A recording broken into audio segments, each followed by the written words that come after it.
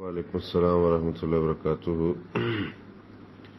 ایسے لوگوں کے ساتھ نکاح کرنے سے ہمیں بچنا چاہیے۔ سورۃ البقرہ آیت نمبر 221 میں اللہ تعالیٰ فرماتے ہیں وَلَا تَنكِحُوا الْمُشْرِكَاتِ حَتَّى يُؤْمِنَّ وَلَأَمَةٌ مُؤْمِنَةٌ خَيْرٌ مِّن مُشْرِكَةٍ، کہ کسی مشرک سے یا مشرکہ سے شادی کرنا جو مالدار ہو،